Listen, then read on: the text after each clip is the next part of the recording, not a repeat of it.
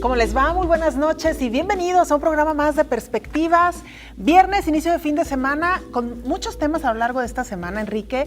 Y lo decíamos ya, fin de semana de clásico también. Fin de semana de clásico y aparte un fin de semana con muchísimo... Pues ya, salió el sol después de una semana bastante con frillito, fría, ¿no? Sí, atípica, por cierto. Y esta noche de viernes platicaremos con José María Muria. Usted lo conoce, es historiador, intelectual del Colegio de Jalisco, de la Universidad de Guadalajara, ha dado clases en muchísimas universidades. Vamos a escuchar algo de su trayectoria y regresamos para conversar con él. José María Muria Rouret es historiador y nació en la Ciudad de México hace 73 años, hijo de padres catalanes que llegaron a México huyendo del terror franquista. Muria se ha convertido en una de las voces más importantes para entender el pasado de Jalisco, la historia de la Nueva Galicia y las tradiciones que tanto enorgullecen a los habitantes de esta tierra, como son la charrería y el tequila. Obtuvo su doctorado en Historia por el Colegio de México e ingresó a la Academia Mexicana de la Historia en 1993. Es recordado también por su paso como presidente de El Colegio de Jalisco, el cual encabezó en el periodo que se extiende desde 1991 hasta el 2005. Ha sido profesor de la Escuela Nacional de Antropología e Historia, de la Universidad de Guadalajara y del Colegio de Jalisco. Algunas de sus obras son Bartolomé de las Casas ante la historiografía mexicana, 1974. Lecturas históricas sobre Guadalajara antes de la independencia, 1976. Historia de las divisiones territoriales de Jalisco, 1976. Historia de Jalisco, 1980. Conquista y colonización en México, 1982. Breve historia de Jalisco, 1988.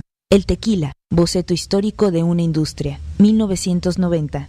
El territorio de Jalisco, 1991. Nueva Galicia por dentro y por fuera, 1997. El Palacio de Gobierno, 2002. Nuevos ensayos de historiografía regional, 2003. Tequila, 2004. Sucesos históricos de Guadalajara, 2004. Orígenes de la charrería y de su nombre, 2010. Esta noche de Personalidades en Perspectivas, charlamos con el doctor José María Muria. Doctor, buenas noches, gracias por estar aquí. No, pues gracias a ti por estar aquí, yo estoy encantado de la vida. Ay, doctor, bienvenido. La verdad es que estamos muy, muy contentos de recibirle. Para nosotros es un honor poder charlar con usted y decirle a la audiencia que el objetivo es conocer un poquito más de, digamos, de la vida personal del doctor José María Muria. Sí, han pasado por aquí muchísimos personajes, sí, ¿no? Desde exgobernadores y ahora queremos platicar con José María Muria. Me gustaría empezar, José María, con el tema de tu pasión por los temas regionales y sobre todo, por ejemplo, con estudiar temas pues, tan icónicos para Jalisco como son el tequila, la charrería. ¿Por qué decidiste o dónde inicia esa pasión por este tipo de temas? Si fuera creyente, te diría que tuve la revelación la noche del 11 de junio de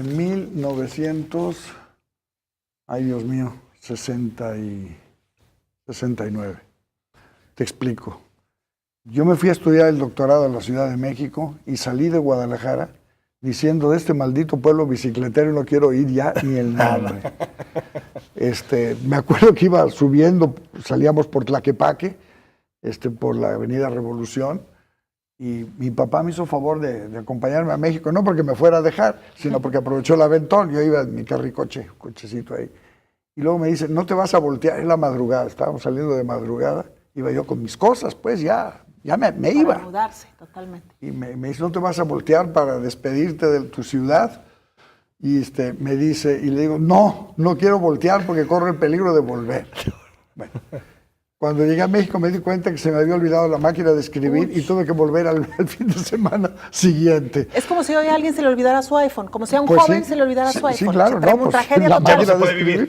Tragedia total. Y volví, y me pareció que era buena idea lo de volver de vez en cuando, porque después de pasar una semana comiendo ahí, sabe Dios cómo, en la Ciudad de México, volver al platito caliente de mami, era grato. Y así me eché mi estancia en el doctorado en la Ciudad de México. Pero bueno, a lo que iba es a esto. En el Colegio de México me involucré. Si no es porque diera a pensar mal, diría que me involucré hasta sentimentalmente con el doctor José Gauss, uno de los grandes maestros que ha habido en este país, producto del exilio español, también, republicano, por cierto. En el Colegio de México, el director de tesis, vivías mucho con él. Lo tenías que entrevistar durante una hora, una vez por semana. Teníamos 2 clases con él, 2 cursos con él, en fin. De manera que yo puedo decir casi que mi doctorado no lo hice en el Colegio de México, sino lo hice con Gauss, con el doctor José Gauss. Eso fue un gran privilegio. Entonces Gauss, que era además muy autoritario, pues me programó y me tenía trabajando como desesperado, ¿no? Incluso con cierto sentido del humor malintencionado. Me decía, le voy a dar trabajo para 2 semanas, pero me lo trae el próximo jueves. Entonces, bueno. En fin, el caso es que yo crecí mucho académicamente con él. Trabajamos en una disciplina que nosotros le llamábamos, o él le llamaba historia de las ideas, ahora le llaman historia de las mentalidades, viene siendo lo mismo. Y sobre eso hice mi tesis de doctorado. Y un buen día me dice, ya, termine la tesis, lo voy a dar de alta, me dijo, para que se reciba. Y a ver, hay que buscarle empleo para que se ponga a trabajar y sigamos en otra etapa, etc. O sea, estaba yo, digamos, encargado con él, ¿no? Como aprendiz, por decirlo de alguna manera. Pero resulta que el día de mi examen de grado se muere. Bueno, no el día de mi examen de grado, en mi examen de grado. Entonces, eso para un muchacho provinciano. Es un impacto. Es un gran impacto, fue un gran impacto. Entonces, pues, en vez de ir a la pequeña fiestecita que habíamos preparado para celebrar mi graduación y todo eso, pues, a la Galloso, al velorio. Claro. Y al día siguiente al cementerio. Bueno, los periodistas, que a veces complican la vida. Sí, lo sé. Eso nos dedicamos a complicar la vida. Me buscaron, me detectaron y cuando regresaba del panteón, en un departamentito miserable que tenía yo allá en Mixcoac, muy cerca del periférico, me doy vuelta, tengo un carrito chiquitito, ¿no? Y voy viendo el altero de coches y fotógrafos y todo eso, que después del entierro, pues habían dicho, pues vamos a ver a que es el que mató a Gauss, en fin, porque se hicieron comentarios soeces de todo tipo, ¿no? La tesis era tan mala que prefirió morirse, en fin, ya ves los amigos que te quieren mucho, ¿no? Bueno, entonces, al ver aquello, pero mira, sí, di la vuelta, me trepé al periférico y por decirlo de alguna manera no paré hasta Guadalajara. Bueno, y ahí viene el proceso, la carretera. El viaje empezó a las 6 de la tarde. Por ahí en un momento dado me paré, eché gasolina, me quité el saco, la corbata, que pues no usaba, pero para ir al sepelio de mi maestro sí me la puse. Ya más relajado, de Querétaro para Irapuato, con una luna gigantesca enfrente. Es una recta grande, Querétaro, de Querétaro a Irapuato. Tiene como 4 curvas nada más ahí. Con esa gran luna empecé a pensar, ¿qué estoy haciendo aquí? ¿Por qué estoy aquí? Entonces, claro, ¿por qué voy a Guadalajara? Y entonces me cae el 20 y digo, es que no voy, regreso. Y entonces cuando empiezo a pensar y me empiezo a involucrar con la idea, es decir, que acababa de leer el famoso libro de Luis González, Pueblo en Vilo, sí, que me había metido el gusanito, quizá hasta inconscientemente, de la historia, él le llama la microhistoria, local, la historia local. Y entonces caigo en la cuenta, dije, he tenido el privilegio de estudiar, de hacer estudios superiores. Fue el primer doctorado. Que volvía a Guadalajara. Entonces, tengo una obligación social. ¿Por qué siento esta obligación? Porque es mi pueblo. Claro. Doctor, ya nos contó qué lo hizo volver a Guadalajara y cómo fue esta revelación, pero ¿qué fue lo que lo hizo irse? ¿Por qué tantas ganas de querer salir de Guadalajara y ni siquiera voltear a verla? Yo creo que estaba yo plenamente consciente de la pobreza académica de una facultad a la que quise mucho, la quise tanto que luego la quise hacer buena y tuve un contratiempo muy severo, porque me acabaron expulsando de la universidad cuando regresé. Pero precisamente por enfrentarme a las fuerzas oscuras que FECs y cosas de esas que entorpecían el desarrollo de un trabajo académico como el que yo tenía después de la perspectiva, con la perspectiva del Colegio de México, tenía yo la ilusión de implantar aquí en Guadalajara. Claro. Y en ese sentido, doctor, ¿hasta qué punto los tapatíos conocemos nuestra historia? ¿La conocemos realmente? ¿Se explica bien en las escuelas? ¿La ciudad nos dice algo en términos históricos? ¿La conocemos realmente? No, yo creo que, en ese sentido, yo creo que los historiadores, y ahora ya sí puedo hablar en plural porque ya somos muchos y algunos muy buenos, tal vez no hemos hecho las cosas bien, o quienes podrían promover los trabajos de los historiadores tampoco hemos hecho las cosas bien. No, la verdad es que, mira, en 1960 se estableció el libro de texto gratuito, que eso está muy bien. 60, a lo mejor me fallo, pero no, creo que es 60. Está muy bien, el libro de texto gratuito. Además, un libro que leyeran todos los niños de México me parecía muy bien. Lo que no me parecía bien es que fuera el único. Claro.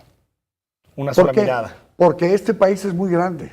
Gracias a Dios es un país muy grande, con una gran pluralidad, lo cual significa una enorme riqueza cultural que tenemos que defender. Pero bueno, el caso es que aquellas viejas historias que yo todavía conocí, la historia del municipio de Guadalajara, era un libro malísimo, pero se pudo haber hecho un libro bueno, no suprimirla. La historia de Jalisco que se enseñaba, todo eso desapareció y no volvió a los programas de estudio hasta principios de los años 90. Claro. O sea que tenemos generaciones formadas. Saca el cálculo, todo aquel que se forjó entre 1960 y 1990. No se recibió historia de Jalisco. Nunca se enteró del asunto. Vamos a un corte, seguimos platicando con José María Muria.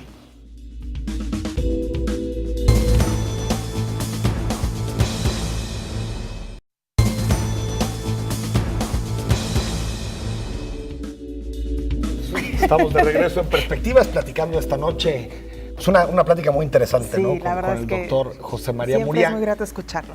Y otro tema que es fundamental desde mi punto de vista, José María, en tu biografía, es el tema de Cataluña. ¿Qué significa en este momento Cataluña para ti actualmente? Bueno, mira, mis dos padres, mis 4 abuelos, mis 8 bisabuelos, y podemos seguir, eran catalanes. De hecho, yo puedo presumir de ser el primer mexicano de mi familia, porque hasta mi hermano mayor, el único que tengo, nació en Cataluña. Todavía nació allá. Sí. Entonces, ¿de dónde eran en Cataluña tus padres? Mira, la línea de mi papá era de Barcelona, la línea de mi mamá era de un pueblo pequeño de la Costa Brava que se llama La Escala. La Escala. En Lampurdán, sí. Bien, yo crecí en un mundo, por fortuna, a diferencia de algunos refugiados políticos o republicanos, tanto catalanes como españoles, en mi casa se vivió no un gran respeto, sino yo diría una veneración a México. Ah, mira. Sí.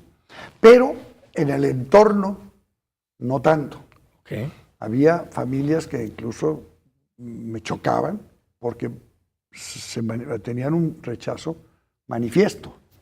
Ahora de viejo, los perdono o los trato de comprender. Quizá les daba miedo involucrarse con el país pensando que así no podrían regresar. Claro. Y vivieron con la ilusión de regresar. Acuérdate aquella vieja caricatura o el viejo chiste que se hacía de que los republicanos o los refugiados tenían este dedo más chico de tanto decir, este año cae Franco. ¿No? Hasta Abel Quesada, el famoso caricaturista, cada año publicaba, el día primero del año su caricatura era el dedo, pero cada vez más corto. Claro, ¿no?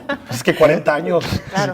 Y el día que se murió Franco, la caricatura de Abel Quesada fue el dedo completo, en todo su esplendor, ¿verdad? Con unos rayos ahí, así. Exacto. ¿No? Ahora sí llegó el día. Pero bueno, esa cosa de volver, el deseo de volver, quizá los hizo rechazar la realidad mexicana. y en algunos casos tomar distancia, digamos. Manifestar hasta un poco de un cierto menosprecio y cosas así. Podría poner ejemplos incluso dolorosos para uno, porque yo siempre me sentí mexicano. Claro. Y esa película la tuve siempre muy clara, nunca dudé. Claro. ¿No? Pero bueno, eso de que un día llego al Club de los Catalanes allá en México y no me conocían, porque iba muy poco, cuando estaba estudiando en el Colegio de México. Y entonces oigo una señora que le dice a la otra, ¿ya sabes lo que le pasó a Pepita? Yo seguía caminando y dice, su hija. Yo dije, ya se la zumbaron, y seguro algo pasó ahí. Bueno, no, ni siquiera eso, se casa. Ah, caray. Entonces yo dije, bueno, ¿por qué tiene de gracia? Es que se casa con un mexicano. Ah, mira. No me aguanté. Le dije, señora, las posibilidades estadísticas son bastante mayores para que se case con un mexicano que se case con un catalán. Claro. No se le vería raro, ¿no? No le claro, pues, estando en un país con varios millones, pues ni más ni menos. O sea, ¿nunca ¿no? tuviste ese conflicto identitario? No. ¿Convivieron tus dos identidades? Tuve la fortuna de viajar pronto a Cataluña, pronto a los 20 años. Hice un viaje en pleno franquismo. Me gustó mucho la experiencia, me gustó mucho conocer las cosas de que hablaban en mi casa, me gustó mucho saber que muchas de las cosas que me contaban estaban un poco deformadas. No eran tan así. Por ejemplo, la vieja historia de los jugos de naranja. En mi casa siempre se acostumbró el jugo de naranja en el desayuno. Que decían que sí, es bueno el jugo de naranja, pero el de allá. Exacto. No, bueno, el día que voy por primera vez y todas las veces que he ido me encuentro con que en España el jugo de naranja siempre te lo dan con una bolsita de azúcar. Exacto. Quiere decir que no es tan dulce la naranja. O sea, en México nunca se me ha ocurrido pedir azúcar, ni nadie me ha dado jamás azúcar para tomarme un jugo de naranja. Bueno, de estas acumulé muchas experiencias para poder regresar con armas en la cartuchera llena para poder tomar venganza en ese conflicto de defensa de la mexicanidad, aún en el seno del hogar, pero sobre todo en el entorno de la casa, no tanto el de mis padres. Pero con el tiempo, pues te vas entendiendo. Nunca tuve problemas de mexicanidad, pero después de ese primer viaje entendí que Cataluña formaba parte también de mi propia biografía. ¿No? Yo creo que sería de descastado renegar o lo que sea, como han hecho muchos también por otro lado que se han tratado de olvidar de ese asunto catalán con todas las connotaciones que tiene. Bueno. Seguro que encontró muchas cosas en Cataluña que le eran evidentemente muy familiares y que lo hicieron afianzar esa identidad. Para empezar la abuela. Claro. Sí, desde ahí. Claro. De repente te bajas de un taxi, ¿no? Y aparece en la puerta de esa casa, muy modesta, eso también me impresionó mucho, una señora que llora y se desgañita. ¿Por qué? Porque se encuentra al primer nieto. Claro. Todos los demás hijos se le habían ido. Se le habían ido, claro. Era el primer nieto que conocía y era un gandul de 20 años, o sea, una serie de cosas así que sí, hay una serie de emociones muy grandes, que es lo que me hacen. Yo recuerdo muy bien la escena cuando el avión se levantó de Barcelona rumbo a París, por alguna razón dio una vuelta ahí por la ciudad, no sé si era normal o no, y la contemplé, la Sagrada Familia, el Tibidabo, el puerto de Barcelona, todas esas cosas. Y decía, ¿qué traigo? ¿Qué me llevo de aquí? Sí, me llevo el saber que de aquí vengo. Claro, su raíz. Claro. No, ahora, ¿qué soy yo? Pues soy un mexicano. Ahora, hay mexicanos de origen español, hay mexicanos de origen chino, hay mexicanos. Bueno, ese servidor sí es un mexicano de origen catalán. Y así pueden convivir ambas identidades, ¿no? Yo creo que sí. No tienen por qué. Mira, ahora estoy justamente desarrollando ese tema porque déjame decirte que acabo de ser admitido como miembro del Instituto de Estudios Catalanes, que es como la Academia Catalana de las Ciencias, y como el Colegio Nacional, pues, de Cataluña. Y para mí es un gran honor. Entonces estoy preparando el discurso, y el discurso es ese. Podemos ser Claro. de las dos cosas. ¿Qué día será tu discurso? Es en octubre o En noviembre octubre todavía, falta. sí, Bueno, porque... sirve que enseñamos Cataluña ayer y Sí. hoy, uno de los libros de José María Muriá. Y preguntarte, digo, de pronto esta pregunta, hacérsela a un historiador, nos puede llevar 4 o 5 programas, pero más bien hablando del presente. ¿Qué sucede en la relación Cataluña-España? Entre los gobiernos, sobre todo. porque Bueno, creo se que quiere entre las- independizar, Pero digamos, como lo hizo razón- México hace 200 años. Pero ¿qué razón hizo que, digamos, ese independentismo Bueno, subiera? la crisis económica, o sea, cuando el hambre aprieta, entonces se dan cuenta en su vocabulario que España lo roba, que España abusa de ellos, etcétera, etcétera.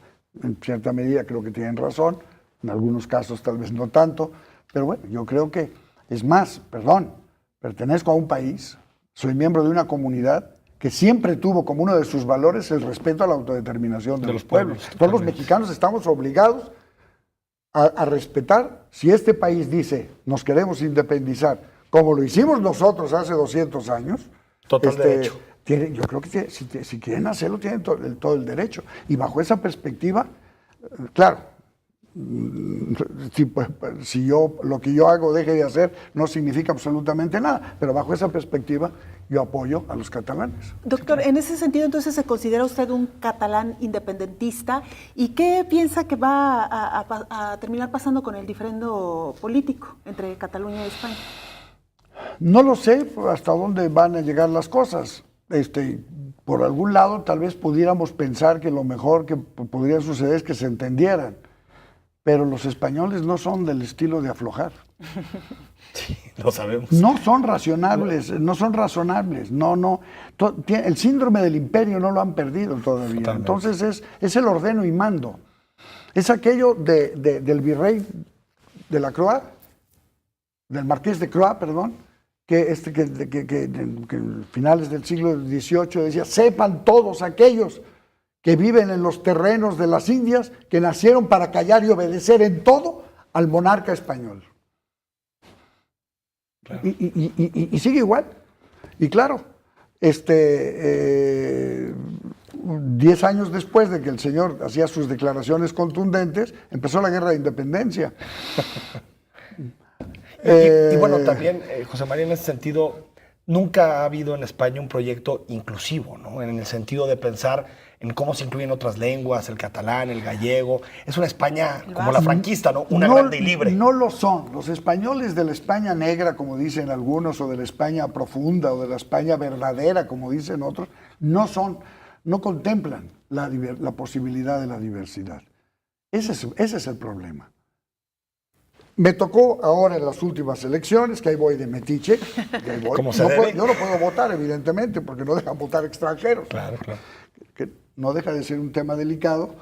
Este señor que habla catalán, conoce bastante la historia de Cataluña y escribe libros sobre Cataluña, que no puede votar.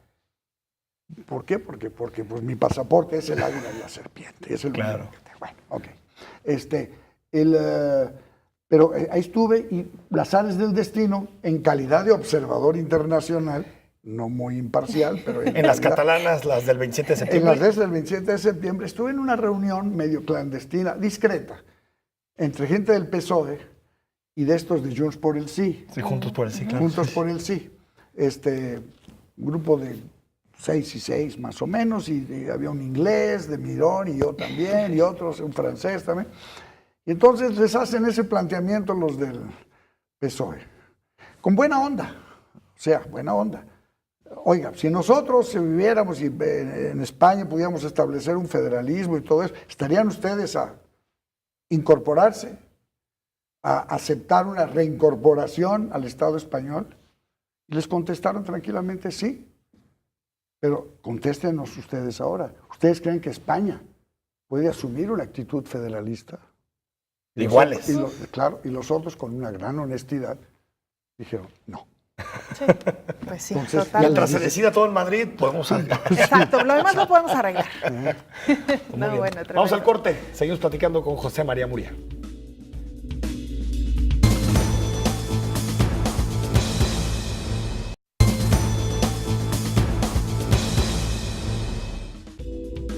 Estamos de regreso esta noche en Perspectivas, en una charla por demás encantadora y entrañable con el doctor José María Muriá. Y doctor, pues entraremos a una parte de Perspectivas que a nosotros en lo particular nos gusta mucho, revisar parte de su historia, de su vida a través de las imágenes, de las fotografías. Le vamos a pedir por favor a nuestros compañeros de producción si nos pueden poner la primera fotografía. ¿A quién tenemos ahí, doctor? Ah, esa está belleza, soy yo. ¡Qué guapo! Sí, Muy ¿verdad guapo, que de sí? verdad, Sí. totalmente. Sí. Qué linda foto, de verdad. ¿Es ¿Quién- dónde? Esto es en Cuernavaca. En Cuernavaca. ¿Y quién le tomó la fotografía? Mi papá, seguramente. A ver, esta es muy importante. Se la pueden ¿La regresar. pasada? La anterior.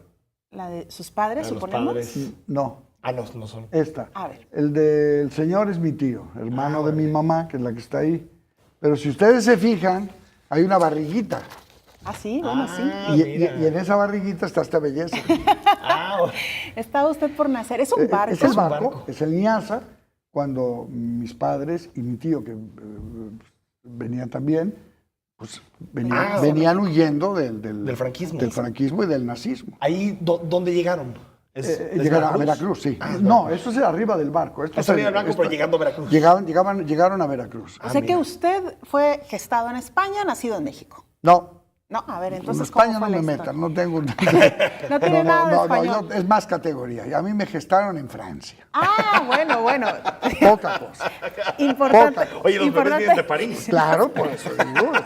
A ver, Importantísima la aclaración, doctor. Ahí sí. Perfecto. Ahí Sí, se mis cumplió. padres vivieron 3 años en Francia después de la Guerra Española, cuando ya pasaron de refugiados. Mi papá pasó de soldado, mi mamá pasó la montaña después cargando a mi hermano. Se encontraron ahí, vivieron 3 años y luego, pues como mi papá era un desordenado que se metió a trabajar, a colaborar con la resistencia francesa, entonces empezaron a acercarlo. Tenían una célula de la que solamente se salvaron 2, uno de ellos mi papá, y todavía, el caso de mi papá se salvó gracias a los pantalones de don Gilberto Bosques Saldívar, cónsul de México en Francia, porque la Gestapo le había puesto el alto y no lo dejaba salir. Y entonces Bosques, banderita en mano, lo llevó y lo hizo subir al barco y en parte eso le costó a Gilberto Bosques 1 año de prisionero de los alemanes. Uy, tremendo. Tenemos otra fotografía Son en esas historias de pantalla, gente doctor. valiente, ¿no? Sí, Sí. totalmente. Bueno, son mis 2 padres y esto es en Ciudad de México, en Iztapalapa. ¿Su hermano es el que está ahí o es No, usted? soy yo, ¿Es usted? soy ¿Con yo. el perro? Soy yo con un perro, sí. Siempre me han gustado mucho los animales. ¿no? Mira. Ahí lo tenemos. Estamos también, los 2 en el jardín de la casa aquí en Guadalajara. Su padre. Padre y usted. Sí. ¿Y ese jinete a todo galope? Todo Zópalo galope. Cassidy es un pobre aprendiz junto de él, ¿verdad? Creo que me caí después. Pero ahí te ves Sí, hombre. desafiando al... Desafiando al viento, ¿verdad? No sé quién le tomaba esas fotografías, pero qué buen Debe ojo y ser qué mi buen papá, que lente qué buen tenía. timing. Sí. Durante una época tenía afición por la fotografía. Ahora Luego lo se entendemos. convenció de que no tenía futuro ahí, Pero- pero sacaba fotos, sí. También, miren nomás. ¿Qué tal? Hoy hablando de la mexicanidad. Sí. De hecho, a ver, me trataron de impulsar mi vocación por los caballos y el conflicto vino que yo me negué a montar a la inglesa. Yo quería montar a la charra A la mexicana. y no lo quisieron. Mira. El profesor ahí que tenía, el fulano ahí, no, el de la alta escuela, que quién sabe qué, que fue el que vino. No, A mí yo me que- gusta del yo que otro montar a la Bravío. charra. Muy bien. ¿Y ahí dónde está, doctor? Suponemos también que Aquí es en usted. Guadalajara, sí.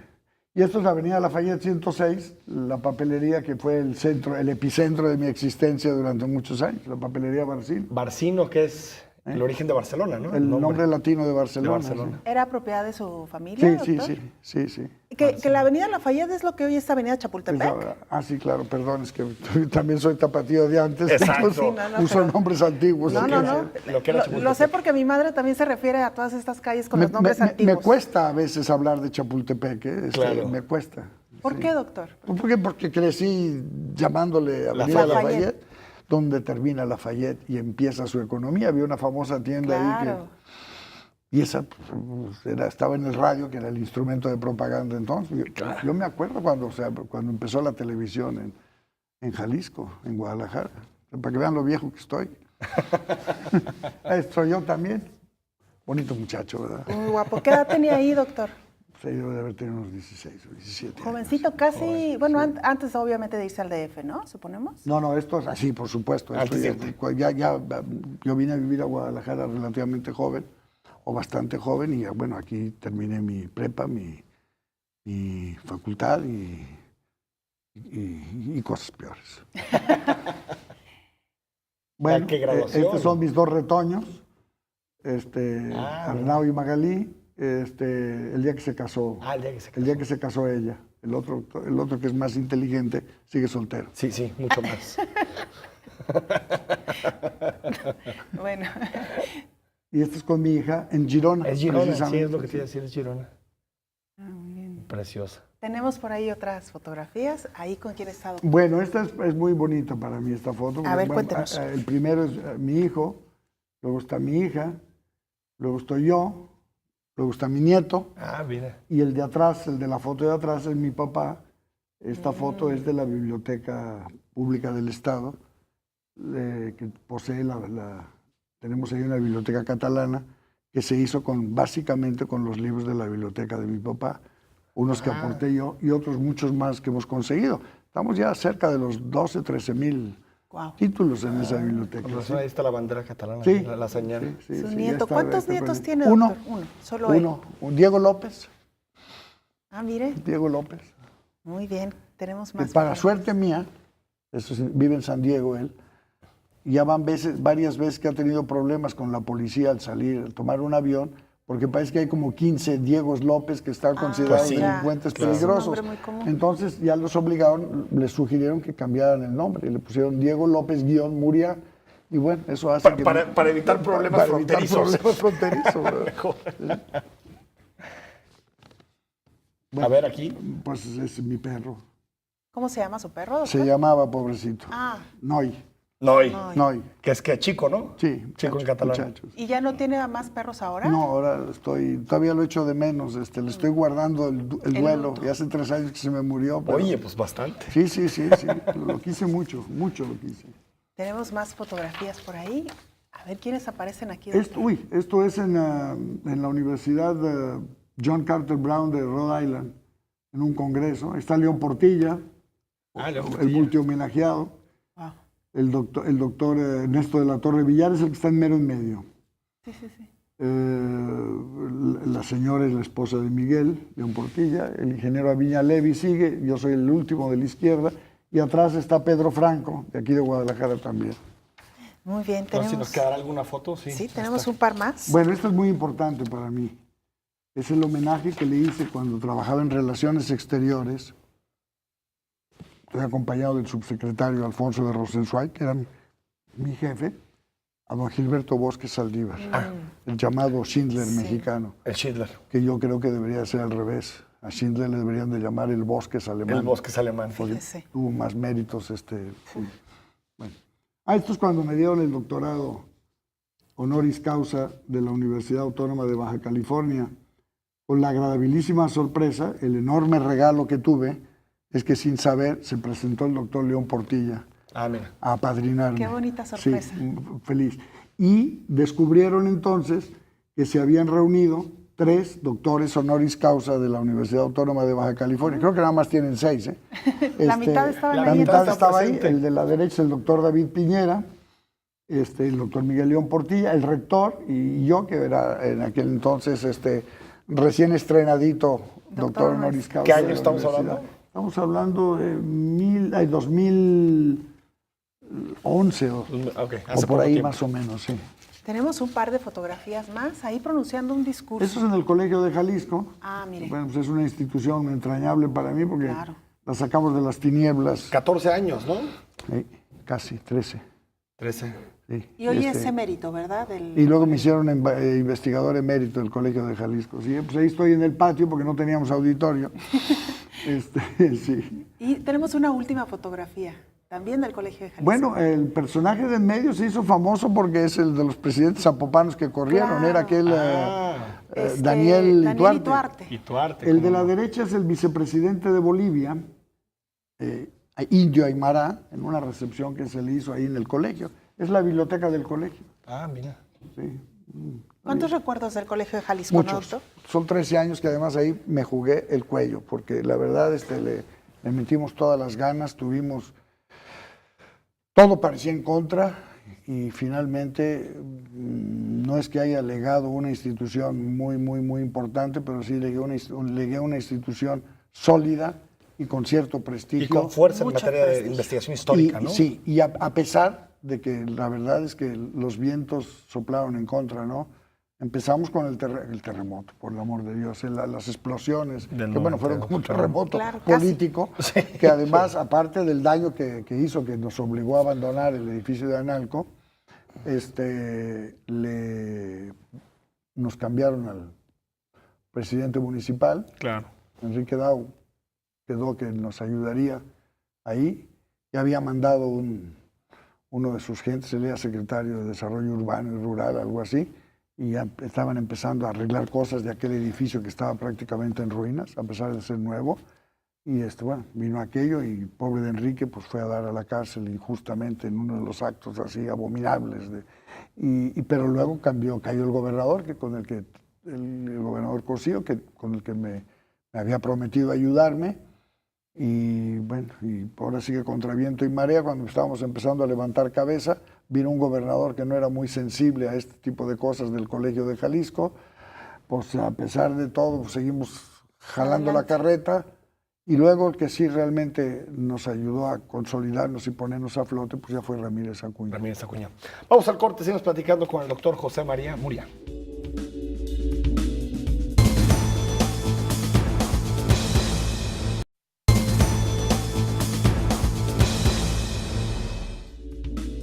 Estamos de vuelta en Perspectivas. Gracias por acompañarnos esta noche de viernes y bueno, buen inicio de fin de semana también.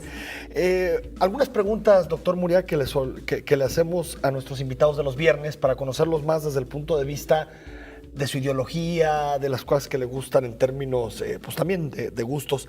La primera pregunta que te haría es, ¿cómo te defines ideológicamente?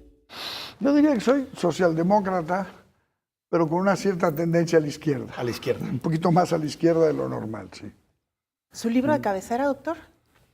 Bueno, tengo varios, pero quizá de los libros que más me han impactado en la vida, en fin, aparte de las novelas y esas cosas, el libro de Yáñez, ¿cómo se llama? El filo del agua y todo eso, a mí uno de los libros que al que regreso con frecuencia se llama México Profundo, de Guillermo Gil Montaño. Cómo no, claro. Ay, mira, aquí lo tenemos en México, pantalla. Es México Profundo, una civilización negada, sí. Es uno de ellos. El otro que también es muy importante para mí es La historia de nuestra idea del mundo, de José Gaos. De José Gaos. En fin, yo creo que hay varios. A veces según el estado de ánimo, vuelves a uno, vuelves al otro. Vas reinterpretando uno, reinterpretando otro, ¿no? Ahora, lo que me está pasando últimamente, yo creo que es que estoy regresando más que buscando lecturas nuevas, y eso me está sacando de la actualidad en muchos sentidos. Se habla de autores así muy importantes y de repente me agarran así como fuera de base, porque las horas de lectura, que por fortuna he ganado bastantes últimamente, pero como que vas... Y tengo muchos libros en casa que no he leído, que los compré algún día con la intención de hacerlo y no lo hice. Y vuelves a ciertas obras que ya sabes lo que tienen y las quieres volver a exprimir. Y las redescubres, claro. Sí. De acuerdo. Yo supongo que es parte de la vejez, ¿no? Como dicen, No creo. regresar no lo sé. ¿Algún personaje de la historia con el que te identifiques? Hombre, identificarme, no lo sé, porque pasa que hay algunos personajes a los que admiro muchísimo, exacto. Y claro, pero los veo en el altar, ¿no? Exacto. O sea, pero mi personaje es Benito Juárez. Oye, otra vez, Juárez. Juaristas. Soy en este programa, soy juaristas. juarista. Ahora, ya en segundo lugar, si no fuera cura, José María Morelos. José María Morelos. Bueno, Oye, Juárez sí nos han tocado varios, ¿no? Muchos. Bueno, Javier Hurtado la semana pasada también Dijo que era Benito Juárez, juarista. Enrique Ibarra en su momento también. Alberto Cárdenas. Alberto Cárdenas. Alberto Cárdenas. Sí. No, pues hasta Emilio González. ¿Estamos hablando del mismo Benito Juárez? Creo que sí. Bueno, creo que para ellos significa otras ideas. Seguramente sí. Sí, digo, totalmente. Doctor, en el cine, ¿qué películas le han marcado ¿Y qué películas le Mira dieron Canoa, un giro ahí? que ayer celebró sus 40 años y no pude entrar porque no tenía boleto. Canoa, una película que me impactó mucho. Otra que me impactó muchísimo, y esa he tenido la fortuna de verlo varias veces, es Cinema Paradiso. Cinema Totalmente. Paradiso, sí. Gran película. Sabes que lloro Entrañable. todavía, ¿eh? Claro, Sí. gran película. Hay momentos en que me sorprendo Sí. con mis ojitos con lágrimas. Sí. Sí, el final, sobre todo, Sí. ¿no? Con Totó. ¿Algún deporte que te guste practicar? Mira, pues me gustaría poder practicar el fútbol todavía, pero Todavía. ya más vale que no Pero me sí meta jugaste. porque- mucho. Y eres Chiva, bueno, a medias. Eras. Era. Ahora, insisto, estoy como los masones que se retiran, estoy en sueños. Pero, bueno, pues es un poco lo de Chivas, se junta con pues toda esta ilusión del México mejor, de un poco de patriotismo. Claro. Adolezco de una buena dosis de patrioterismo. Soy de los pocos mexicanos que se sabe enterito el himno nacional, con todo y las estrofas que se suprimieron. Ah, bien. El de esa Iturbide, la Sacra Bandera, y el del Guerrero Inmortal de Zempoala, también me la sé. Y me gusta cantarlo. El himno. Lo que más disfruté cuando fui regidor de Zapopan fue que en cada sesión de Cabildo cantábamos 2 estrofas del himno nacional. Me encantaba. Ah, mira. No, es Porque una- además interesante para la banda que lo tocaba en Zapopan tocaba el himno que me gusta, porque ahora lo tocan muy carrereado, ¿no? Entonces como No le que dan los no, espacios. no agarra uno, ¿verdad? La banda de Zapopan es actualmente la que mejor toca el himno nacional. Espero que el nuevo gobierno no lo eche a perder. Y Oye, ahí está el mensaje para Pablo Lemus, ¿eh? sí, que me deje esa banda tal como está, por favor. No, totalmente el himno. Y además, doctor, que hay países que no tienen un himno con letra, como es el caso de Exacto. España, ¿no? Que Claro. por ahí también en algún tiempo anduvieron buscando letras para su No, himno. y qué bueno que no le pusieron ninguna, porque las que proponían eran Eran horrendas, ¿verdad? tremendas, Sí. ¿verdad? Y la bandera también para mí es muy importante, ¿eh?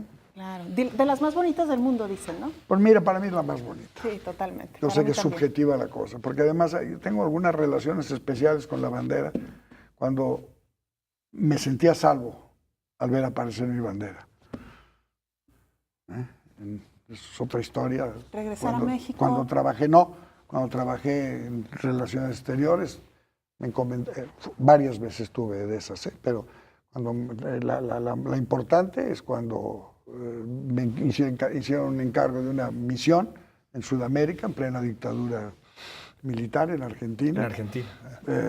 Algo salió mal en el proceso, entonces tuve que cambiar el itinerario para regresar. En vez de regresar en avión de Bariloche a Buenos Aires, tomé un avión a otro lugar y luego acabé llegando en tren desde Rosario a Buenos Aires, y en la estación me esperaba el coche de la embajada con la bandera puesta.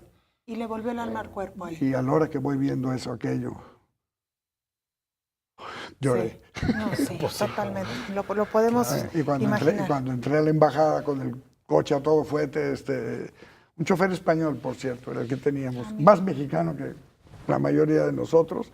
El hombre nunca había estado en México, pero sabía Conocía. lo que nos estábamos jugando, porque pues, la relación con los militares era muy tensa, incluso con la embajada, ¿no? Habían balaceado, intentado matar a aquel Abal Medina, que fue el asilado que ha durado más tiempo en una embajada en América Latina, ¿no?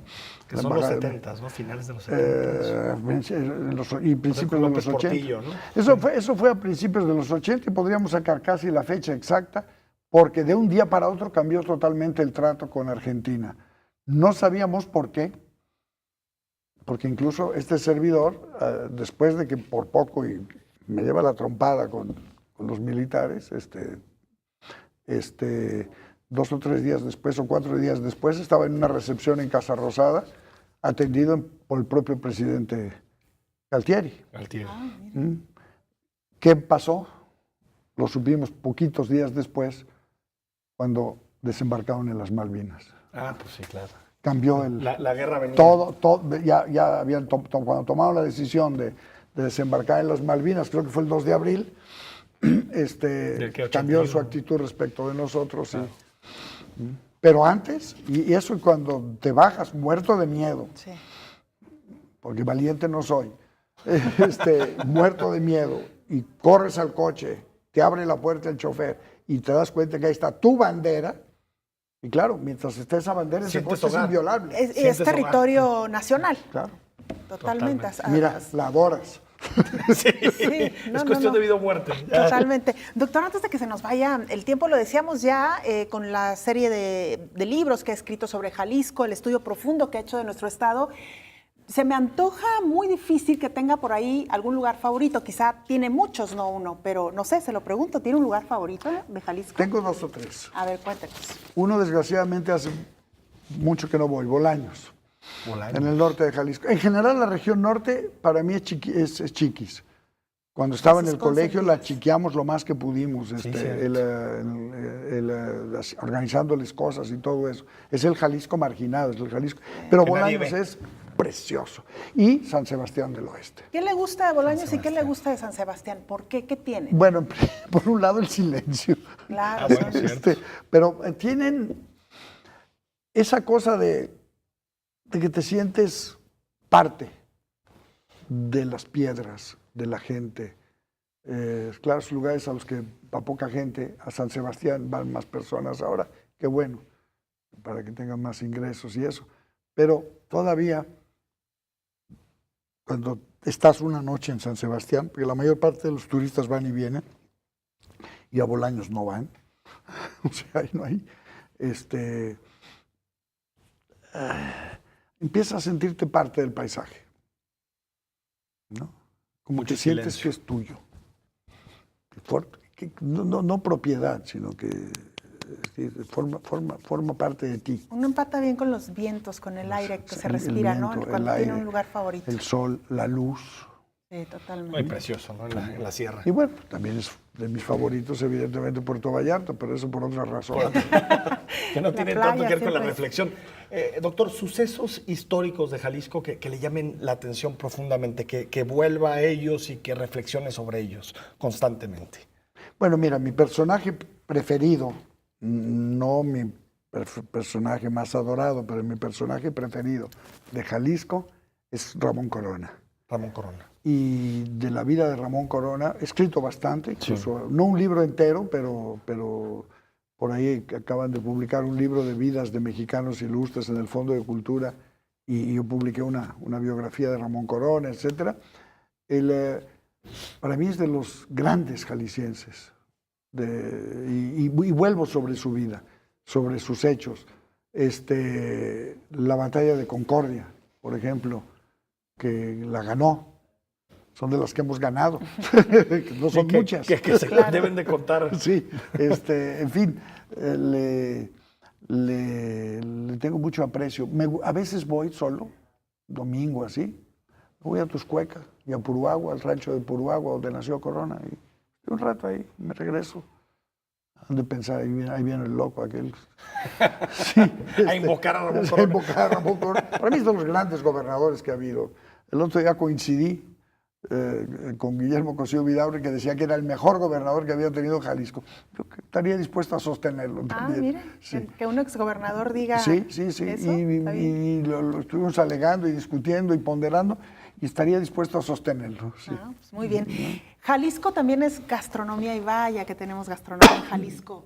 Cuéntenos un poquito de esto, doctor.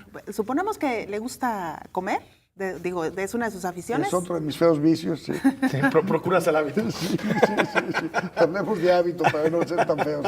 Sí, claro que sí. ¿Y qué comida de Jalisco Bueno, particularmente? mira, en alguna época, como todo buen adolescente destrampado, las tortas ahogadas eran Deliciosas. verdaderamente el paraíso, Sí, ¿no? Porque es. el origen de la torta ahogada, como todos sabemos, es para bajar el cohete hasta el lugar donde estaba estratégicamente situado el Güero, allá en el 16 de septiembre, era un sitio, en fin, un punto clave para cuando regresabas de la parranda, ¿no? En fin. Pero Mira, no, la gastronomía jalisciense, lo tengo que reconocer en un acto de honestidad, aunque me duela, no es de las mejores de nuestro país, no es de las más variadas. Es bastante simple. Claro. Y es bastante simple porque nuestra sociedad tampoco era tan compleja respecto de la mano de obra indígena. En países como Yucatán, O Puebla, Oaxaca. donde la mano indígena sobraba, claro, ahí se daban el lujo, sobre todo los hacendados, de tener ahí el altero de cocineras, el ejército de cocineras. Pues claro, la cocina que nos hereda es una cocina de una complejidad y de una sutileza. Pero también eso quizá me ha hecho más sencillo, y entonces, pues mira, los famosos tacos al pastor, que son generación local, las tortas ahogadas, pero por encima de todas las cosas, el pozole. Uy, Bien. delicioso, muy bien. Doctor, Ya se nos acabó el antojó. tiempo. No, ahorita saliendo un buen plato de Nos pozole vamos al para pozole cenar. ahorita. Doctor, muchísimas gracias por habernos acompañado, un placer, y por supuesto la invitación para que regrese está más que abierta. Muchas gracias. Para un 2.0. Muchas Así gracias. es. Enrique, Vámonos. nos vamos, buen fin de semana El y lunes muchas viene gracias. el presidente del Supremo Tribunal de Justicia, vamos a platicar con él Buen del Poder programa, Judicial. no se lo pierda, 9 de la noche lunes. Gracias.